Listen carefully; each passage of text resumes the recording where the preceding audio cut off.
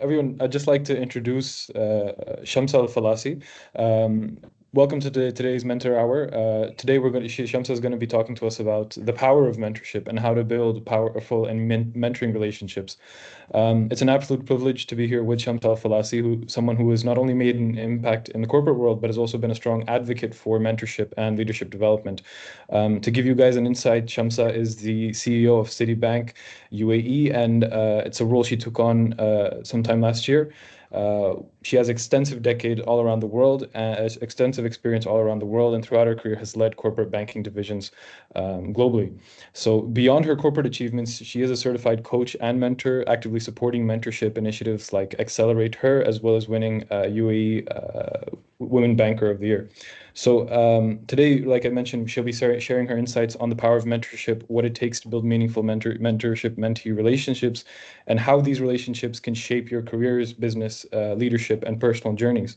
Throughout the Mentor Hour, please feel free to drop your questions throughout the meeting, as well as drop your reactions, comments, emojis, and feedback. The recording of this video call will be live on the community and the YouTube channel, and you will receive a feedback form after this. So just please let us know so we can keep improving these Mentor Hours. Without further ado, please welcome Shamsa Alfalasi. Shamsa, please take it away. Thank you very much, Rami. Really nice to be here today with everybody. Good morning, and delighted to be actually on the Mentor Hour with the entire team. So I've been connecting with many of you on one-to-one sessions. It's been so insightful, really re-energizing and refreshing to take me away from the day-to-day in banking on a regular basis, and having dialogues in terms of some of your aspirations and how we can support you to be on the right track. So maybe just to give a little bit of a background, I'm also a certified coach. So I do that on a regular basis because it inspired me to see people growing and getting to where they would like to be on a regular basis. Apart from this, I just wanted to highlight that when I got the invite to take part as a mentor on Ignite, after it was re-energized back in November 2024, by His Highness Sheikh Hamdan bin Mohammed bin Rashid Al Maktoum, I was very much delighted to put my hand up. It's always been an area that we've worked very closely with the government of Dubai, because it's one of the areas where they has focus on accelerating startups. But with Ignite specifically, there's a focus to accelerate 100,000 startups. So very delighted to be here, and hopefully you will find this session very insightful. So Shamsa, just to give everyone, the audience, some context, this is going to be more of a Q&A format, or an Ask Me Anything format. And so we have a couple of commonly asked questions in this topic. If you'll mind, I'll kick it off with a couple that we've had from our community. Absolutely. Yeah. So our first question is on your personal mentorship experience. Can you share a pivotal moment in your career when mentorship made a significant impact? Absolutely. Thanks for the question. And this is a fantastic question because when I reflect on it, it actually brought me back to a pivotal moment in my career. So as you mentioned, I've been with the bank for 21 years. Back in the day, there were different mentorship programs. Some of them you get nominated to depending on your performance. Other ones, obviously, you get, they're part of other trainings that takes place. So I've always been part of the corporate and investment banking, looking at multinationals. And at some point during a training that I've had in London, I got assigned a mentor. And I didn't really, know that mentor very well because we've interacted. We're both based in the UAE. But at the same time, I was like, okay, let me see. I went obviously, with no expectations at all. Having said that, I was very clear in terms of what I wanted to achieve, but I did not want to go in with a set ideas in terms of what's the outcome of it. This was on the initial session. Having said that, went in, had a generic conversation. First of all, use the opportunity to introduce myself, hear from them on their experience. And then we got to a point of, what would you like to achieve out of this session? Which I think is an extremely important question. And this is one of the main questions I typically ask the mentee that I connect with, because it helps them to take a step back, as well as reflect on some of the aspirations that they have and elements that potentially could direct the conversation.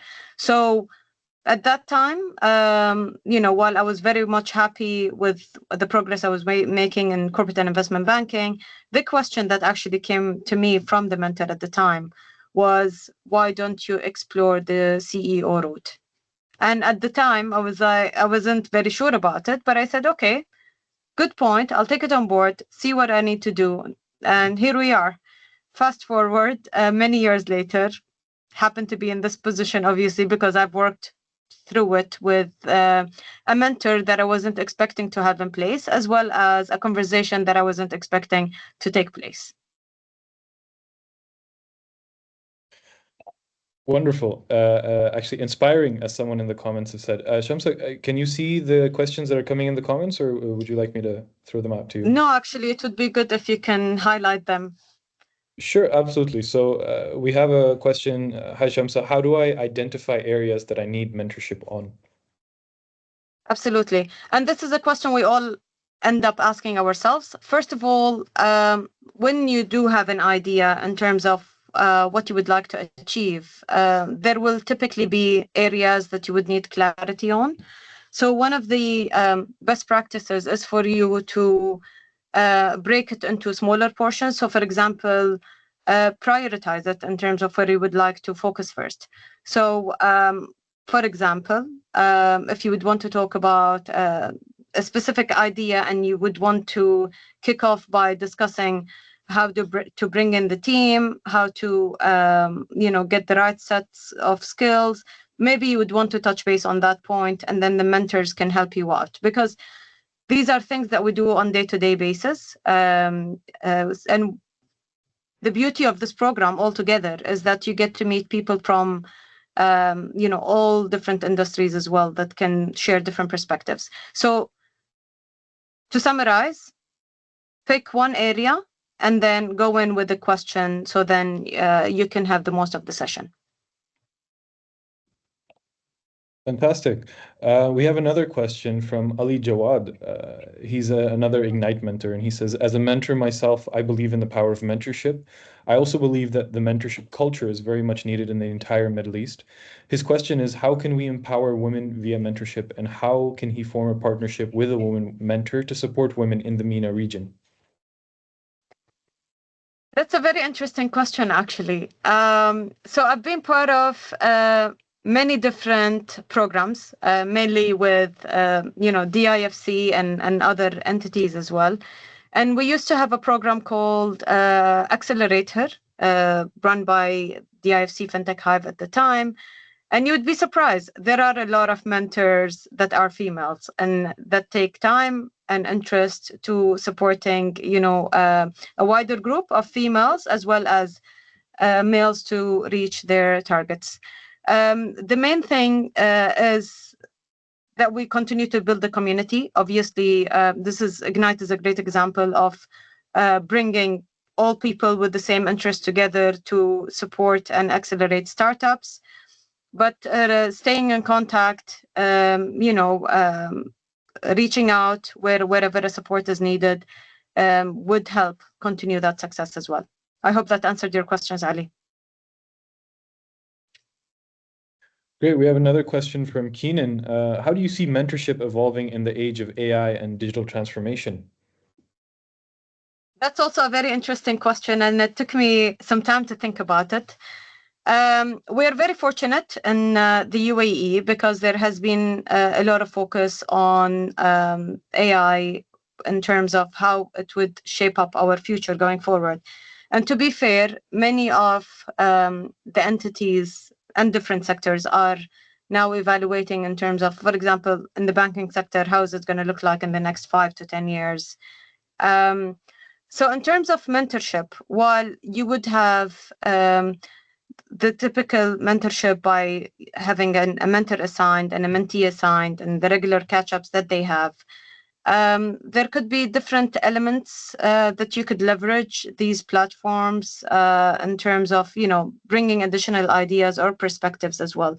The beauty of AI is that it could give you wide range of ideas that potentially could add up to your conversations with the mentors that you have. And this is how I would see people leveraging it and using it more and more in the future as well. Now, in terms of potentially whether AI could replace mentors, at the end of the day, this continues to be, a human interaction, sharing a set of experiences, sharing multiple areas that could be an area of focus. So I would still say that is a yet to be seen area. Great. I think these days a lot of people's mentors is ChatGPT, but evidently from the session, I think you still need a human touch, right? Yes. Right. So we have another question from Zafar Imran. After mentoring Halt Business School for 4 years, I am now on the journey of entrepreneurship. What are some 3 key questions you should ask yourself before starting this journey? So the first thing is, why are you doing this? What are you trying to achieve? And why are you passionate about it? I think identifying these 3 key areas would help set the tone in terms of your journey. And then ultimately, just reflecting on what I highlighted earlier, once you do have a mentor assigned, it's extremely important for you to define what you would like as an outcome from each session, because that would really help you navigate the conversation as well, and support the mentor provides you with all the tools that you would need to continue your journey. So let me know, because this sort of bleeds into the next question from Basim. What are the conditions for a successful mentorship? For example, what should be the expectations between mentor and mentee? So the main thing is, first of all, the initial call is extremely important, because that's when they get to understand the objectives. That's when, and in this specific program, the main idea is for the mentors to support the mentees. So it's extremely important, as I said, for you to go in with an understanding of what you would like to achieve as a mentee from the session. So you can share that with the mentor and give them a little bit of direction in terms of where you're heading. The other important element, which people typically should hold themselves accountable for, is follow-ups. And when I say follow-ups, is if you do get the opportunity to have a mentor assigned to you, you need to put an effort to connect with that mentor. You need to put an effort to understand what you would like to achieve. So that typically takes a lot of effort. And trust me, in my experience, I've seen it. Sometimes it doesn't work equally across the board. Sometimes you would find the mentor chasing the mentee to have a session. Sometimes it's the other way around. So getting to that mutual collaboration is extremely important for a successful mentorship. Great. So Narmada has our next question. What are some healthy boundaries between the mentor and mentee? Where does the mentor stop in terms of helping the mentee, and what is the point of, thus far, no further, you're on your own now? So just the main clarification, one of the main areas to clarify is mentorship is all about giving direction.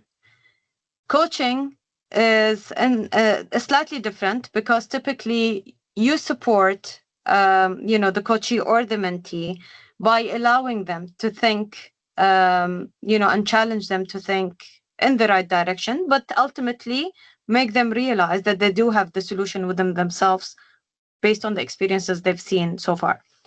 So typically it's a good practice to establish a good understanding between the mentor and the mentee, because typically, and that would be defined based on the topic that you would want to discuss, because ultimately, what could potentially go wrong is if you just want to have a general conversation without any direction. There might be an area that potentially, you could touch base on, and then later on realize and reflect and say, I shouldn't have shared so much information or so. So it's very good to be clear in terms of what you would want to discuss.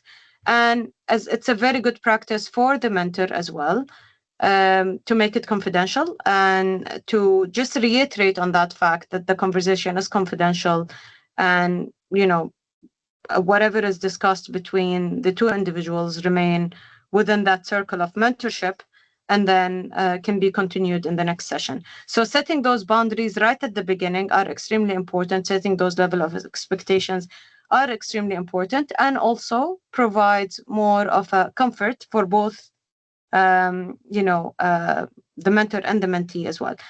The other element that mentors should also practice on regular basis is, it's easy to say to someone, this is how you should get it done, or this is how you should do it. So sometimes, with practice, I think mentors get into a habit of refraining from doing that and giving instructions, and instead just allowing the mentee to challenge themselves and come up with additional ideas, and then they can add to it from a different perspective. And that's what makes it successful. So now on the things, that's the things we should do. Now, if we go to the things we shouldn't, what are some of the common mistakes mentees make when engaging with mentors? Sort of just to understand the purpose of mentorship as a whole. Not preparing, I think not going prepared to the session. It's okay to sometimes go in and just have a generic conversation. That's absolutely fine. But you need to also understand that if you do go in for a generic conversation, you're not going to have any specific topic addressed. So that's what's on the line. However, if you are prepared and you know what you would like to talk about, and you know where you would like to head, then that really makes the conversation much more easier and will definitely give you the outcome that you're expecting. Perfect.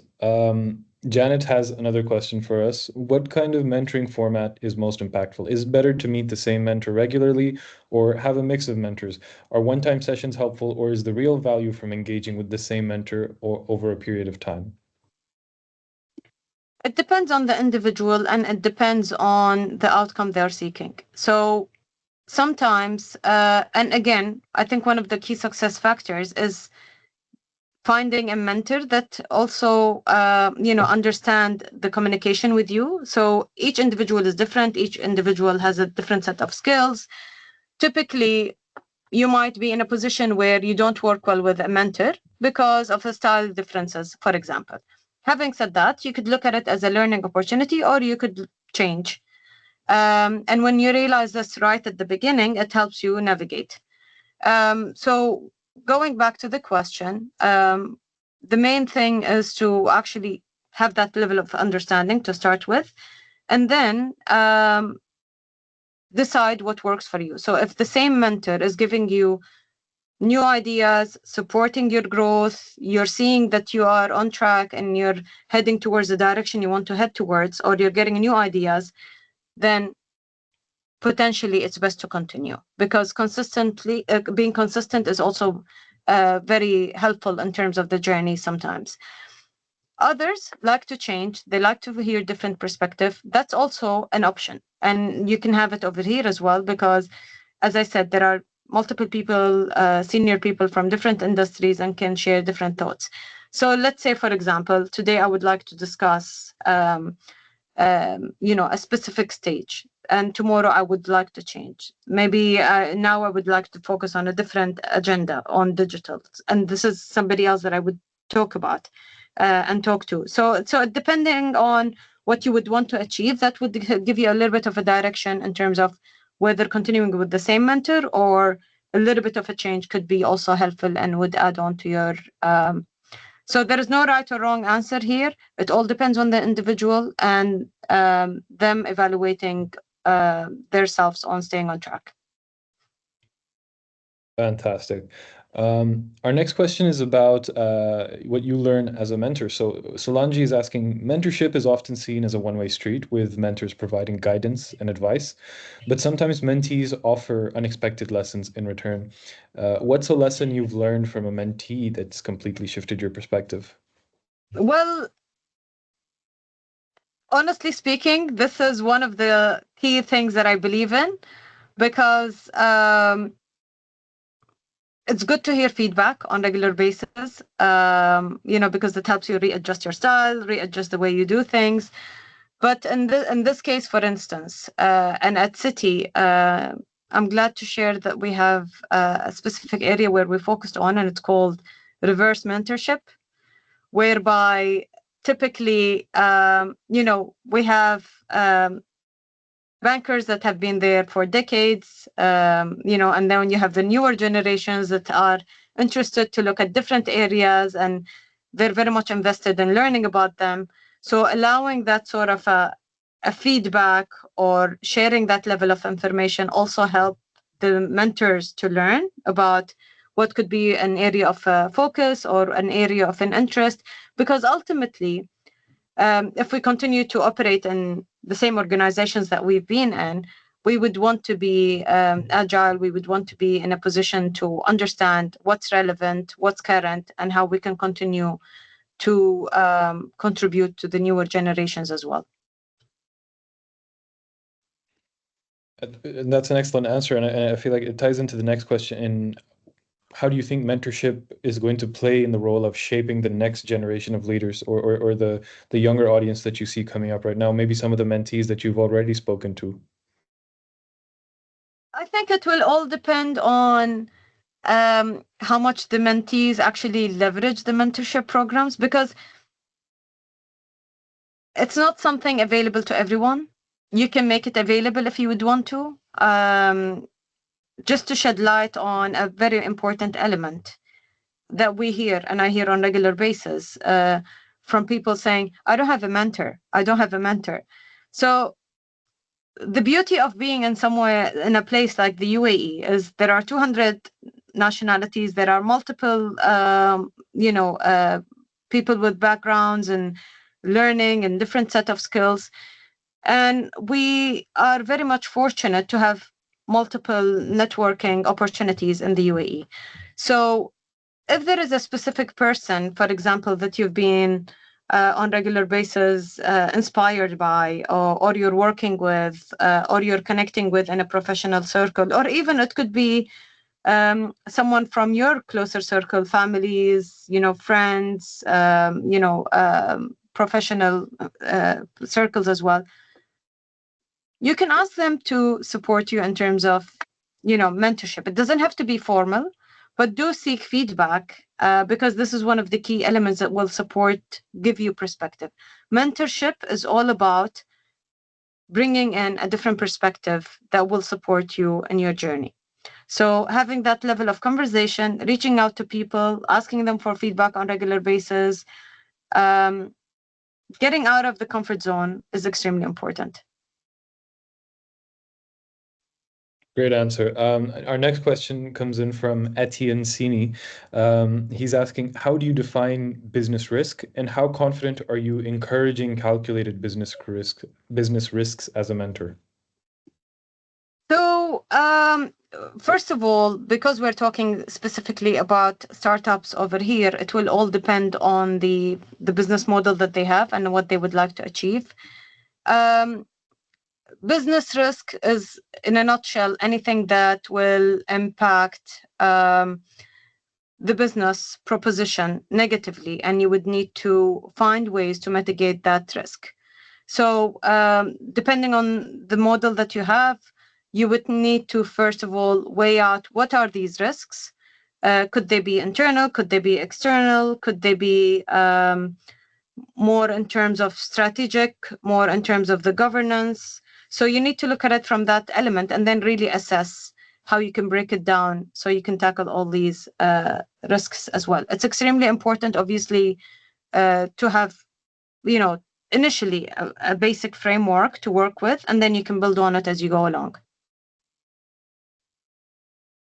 Great. Our next question And maybe comes in just, from Rami, maybe just to add to it, we live in an era full of uncertainty, I would say. So it's extremely important for each founder as well to, on regular basis, to assess and see whether they remain current and relevant or whether there need to be assessment on regular basis. Sometimes you might want to review it on, every 6 months or so. Others, maybe you would want to keep it on annual basis, depending on the business model again. I agree. Qasim Asghar is asking, what are the most prevailing financial arrangements between mentor and mentees in the UAE landscape, if you've seen any? Obviously, on Ignite, we have a completely separate system. You can book as many sessions as you want, but some other institutions may have a different arrangement. So typically what I've been, apart from Ignite, most of the entities, they manage to have mentorship internally within their circle because they do have a large number of employees and these are internally offered programs. Having said that, there are also, other potentially available mentorship programs that are very much more focused on specific set skills that the mentees would want to look at, and they potentially could be financially covered. However, the ones that are offered by organizations or the ones similar to Ignite, where industry experts decide to be together and support and accelerating startups, is a different setup, as you mentioned, Rami. So depending on what the person is looking at and what they want to achieve, it would provide them a better area to select the right mentorship for them. Thank you. We have a question from Ali Jawad. Would it be a crazy idea to replace the education system with mentorship, given that fresh graduates don't have their needed skills for their personal and professional life, while mentorship can equip them with these needed skills? Ali, you have a very interesting questions, I must say, but thank you for being active on the session. I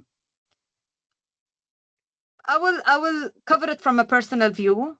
I don't think mentorship would cover education. Education is extremely important. Really teaches us to be, self-disciplined, learn, as well as, widen our horizon. And it can't be replaced by mentorship. However, mentorship would be complementary to the educational journey because learning continues to be one of the main elements for anybody's successful journey. We learn every day. We learn from each other. We learn from books. We learn from reading. We learn from, watching something online. There are multiple forums for us to continue learning. However, mentorship brings in an element and direction in terms of how you would want to take those tools that you've learned and move them towards your successful journey. So it complements each other. And I hope that answers your question, Ali. So as a follow-up, Kavya is asked, should graduate level education include mentorship programs to enhance learning, professional development, and career readiness for students, sort of an integrated approach as opposed to what was asked previously? It could be helpful. However, the more you're clearer on where you're heading, the better the mentorship experience would be. Because typically at a high school level, we might not have an idea or a clear idea in terms of where we would want to head next. For example, a good part in terms of mentors supporting and hopefully not influencing so much decisions in terms of some of the majors that they could pursue. Typically people after high school, they would want to understand what's the best direction for me to take. Should I be in banking? Should I be in business? Should I move to digital? Should I be an engineer?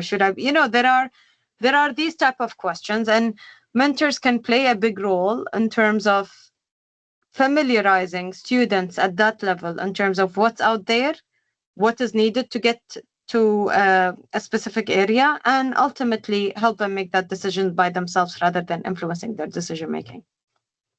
Kavi, I hope that answers your question. Absolutely. So Harsh is asking, as a mentor, how would you help in accelerating the decision-making process for the mentees?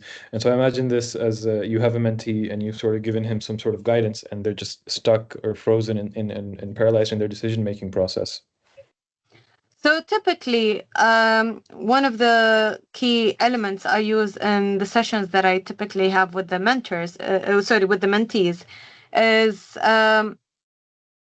if they're stuck, I would request them to pause and take a step back and evaluate, experiences that they've had along the way where they had a similar situation and how they've dealt with it. So when this whole process takes place, whereby they say, at some point, I did have a similar situation, and this is how I dealt with it. And then it comes to their mind that maybe I could leverage some of these skills that I had back in the day and work on them. But if they did not have a similar experience at the time, potentially we could break it down and then really understand where the feeling of being stuck comes from, and then discuss these matters, break them down, address them one by one, and then we move ahead. It's extremely important, though, not to influence the mentee's decision making, however, to guide them towards where they want to head. Absolutely. So my follow-up to that is, let's say I see the value in mentorship and I benefit from it. Now, within a startup, how can I foster that culture of mentorship within my startup for my team or for my peers? So it all comes down to what you want to achieve. So, for example, let's say you're a strong believer of mentorship. You've done extremely well. It really helped you through your journey, and now you would want to provide the same sort of support to your team. The reason I mentioned that it will all come down in terms of what you would like to achieve is you will have different set skills between your team members. You will have team members that will be focusing on specific areas, for example, that might need additional support, and others that might not need as much of support. So it will all depend on ultimately what you would want to achieve. So, for example, let's say if you think there is a group set of people within your company that ultimately, and your startup, that you would want to support, then potentially you could think of engaging them with mentors. Otherwise, if you want to do it on regular basis, it's good also to foster sessions together to talk about what did you learn in this week or this month, and how can you expand on it, and then provide that level of engagement among the team, because that sort of an open dialogue supports your team get together and then learn from each other, and most importantly, without them realizing, they will build that mentor-mentee relationship. Great. So now, obviously, given we have mentors, mentees, when it comes to selecting a mentor, there's a wide variety of options, especially on Ignite. What qualities would you look for in a mentor, and how did you find yours? So, so you're reflecting on mentors or mentees at the moment? I'm asking about mentors, right? With the choices we have, I mean, specific to the Ignite platform, at least. What qualities do you look for in a mentor, and how did you find yours?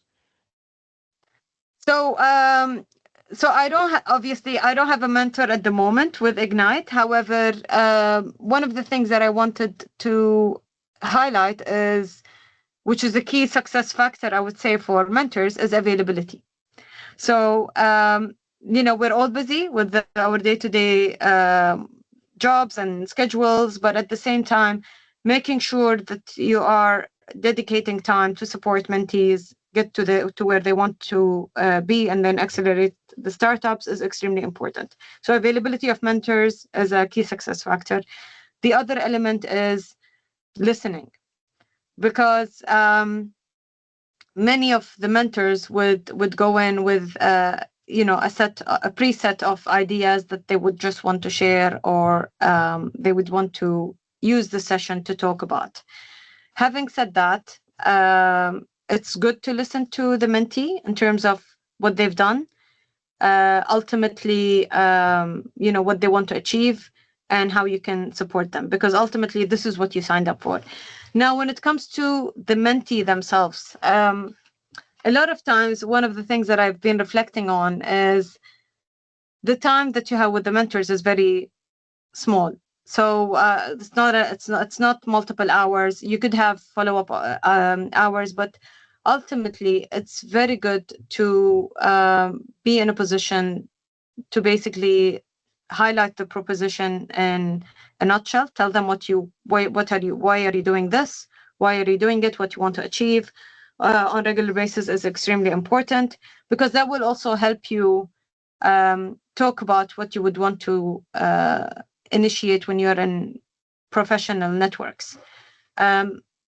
People nowadays are very much crunched in time. So if they talk to you and they tell you, I run, ABC company, this is what we do, they're not going to give you 10 minutes or 15 minutes. They'll probably give you a minute or two. So you, as a mentee, you need to learn how to cover that, the whole idea in a minute or two, very clear and very strategic as well. Shamsa, do you think everyone needs mentorship, needs a mentorship experience? It definitely helps. It's extremely important to have it at some stage. Having said that, it all comes down to the individual in terms of their readiness to get a different perspective in what they do. Because I could easily tell you need a mentor, you go in, but you're not full-heartedly into getting a mentorship, or you don't know what you want to achieve, or you just want to have a conversation, and then you don't really find the outcome that you're seeking. So it wouldn't potentially work for you at that stage. Having said that, maybe in a few months you say, I have this area that I would want to discuss it with someone with an experience. Potentially, I could use the help of a mentor. So it all depends on the individual. It depends on what stage they are. It depends on what areas they would want to tackle, and then that will define the success of mentorship as well. But it's definitely, it always adds a different perspective. It always supports people being on track as well. Great. So Ali Jawad is asking, do you believe in long-term mentorship? And if yes, why? So long-term mentorship with the same mentors or with different mentors? I assume he means long-term with the same. It works, definitely works, but we need to be realistic as well in terms of the progress you would want to make and your achievements within a certain time frame. Because if it is a long term, then you might not be as excited to put in the next thing in line that you would want to tackle and get help on and move on forward. But if it is a shorter time frame, then potentially what could happen is you can say, right, I have a month or I have a 2 month. These are the top three topics that I would want to cover. And then you make sure that in the 2 months you have with that mentor, you cover these 3 points. And then they're done and dusted. Few months down the line, maybe you have the same mentor again for another area, or you get another mentor. So it all, again, depends on the individual. You could keep it as a long run, but probably the measurable items might not be as much if you just keep it on ongoing basis.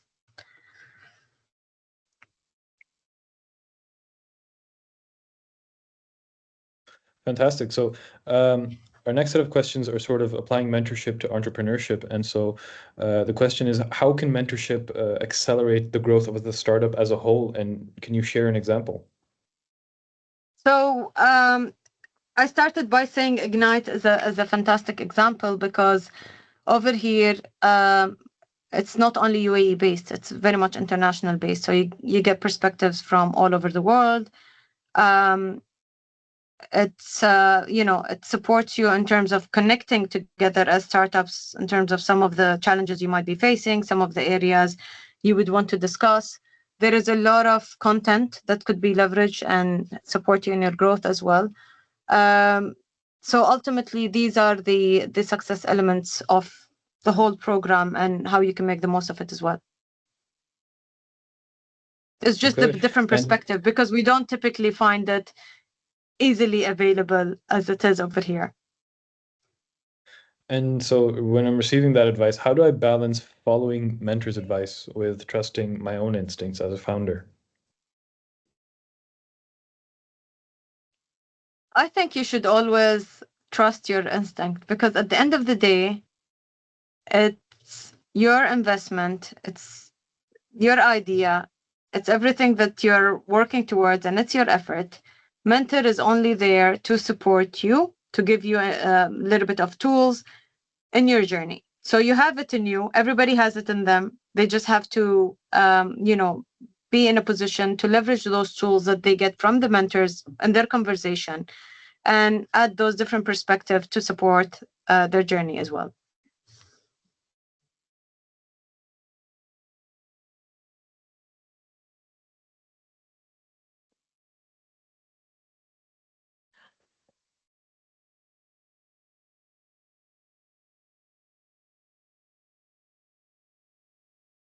Rami, I think you're still on mute.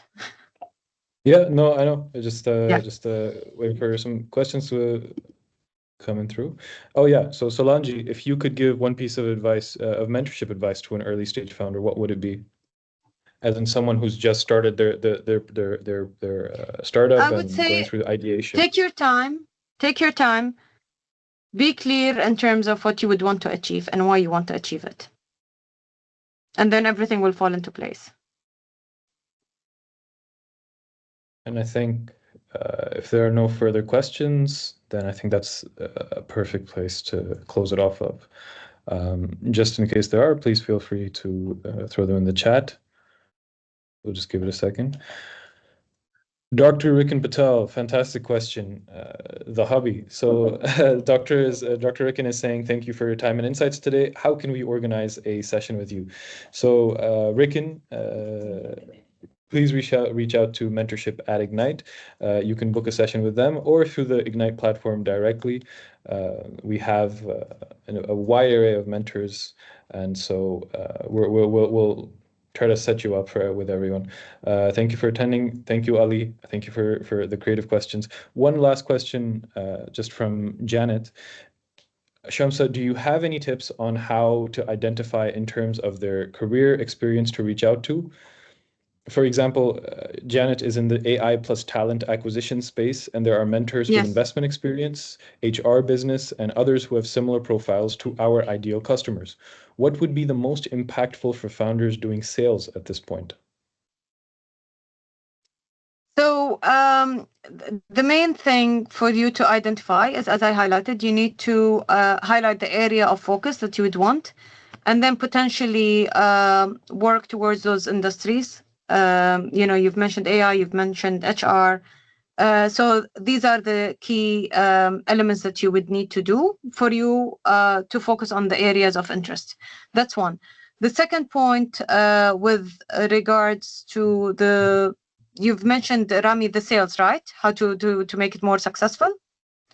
Yeah. Reflecting back on the point that I highlighted in terms of building on the clarity that you have in terms of what you would want to achieve is extremely important, because nowadays, for example, and whenever I have a conversation, it always comes in with a bunch of new ideas, great ideas, but at the same time, it's all over the place.